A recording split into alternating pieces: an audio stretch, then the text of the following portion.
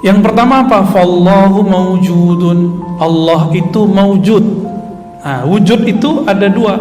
Boleh Mancub dibantu hapus. Fallahu mawjudun. Allah itu mawjud. Apa arti mawjud dalam bahasa Indonesia? Ada. Mawjud itu nama yang ada, sifatnya disebut wujud. Maka kita sering menyebut wujud kidam, bukan Allah mawjud kan? Wujud kidam baqa.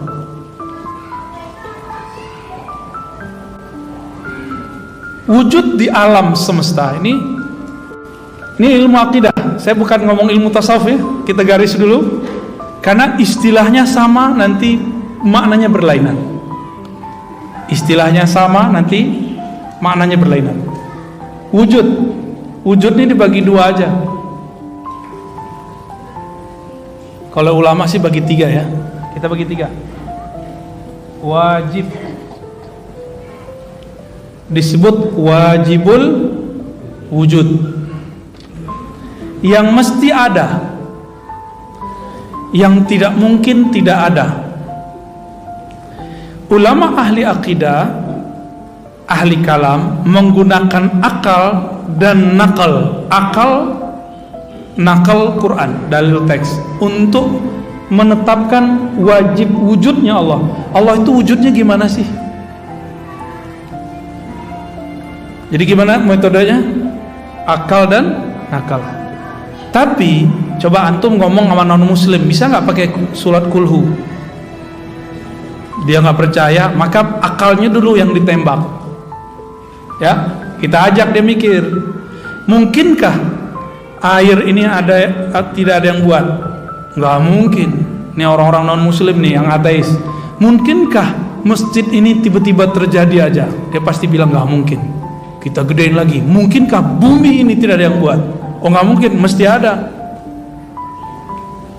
Jika satu botol ini aja ada yang buat, masa alam semesta nggak ada yang buat? Makanya disebut wajibul wujud. Mesti ada. Mustahil tidak ada. Mustahil tidak ada. Itu kalau di matematika negatif kali negatif, jadi apa? Itu yang disebut wajib. Wajibul wujud, yang wajib wujudnya, yang akal kita akan mustahil mengatakan dia tidak ada. Cuma akal hanya sampai mengatakan dia ada, titik gitu.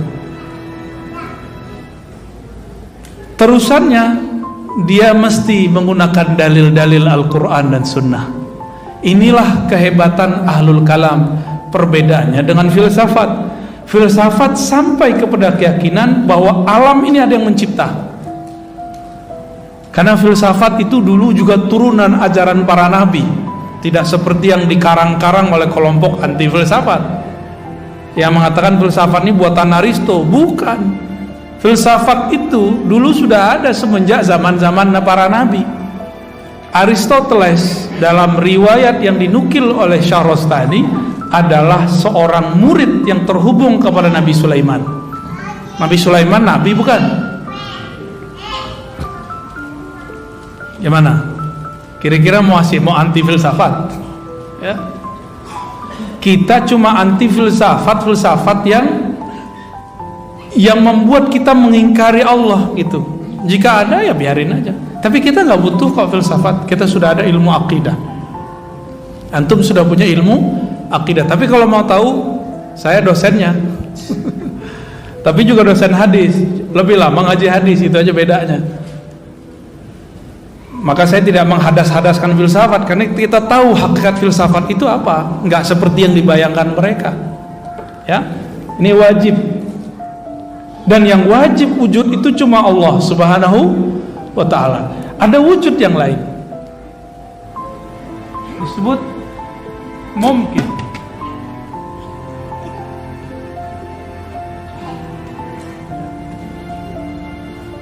Mungkin. Apa arti mungkin? Bisa jadi ada, bisa jadi tidak ada.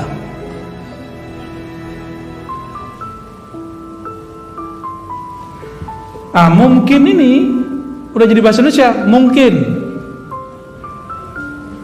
Ada mungkin secara, ini ada dua ya.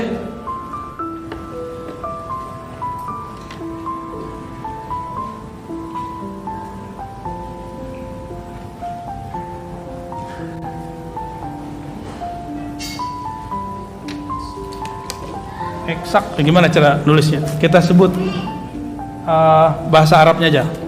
Tabi'i.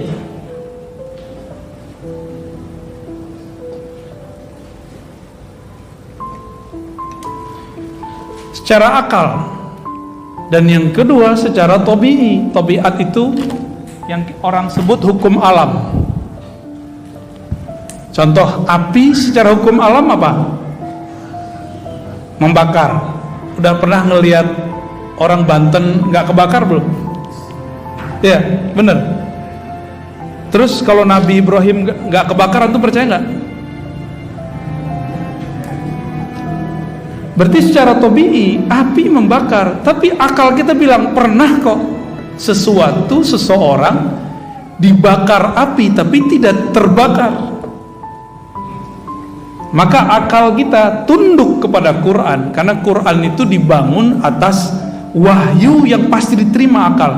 Makanya Al-Quran mengatakan afala taqilun, apakah engkau tidak berakal?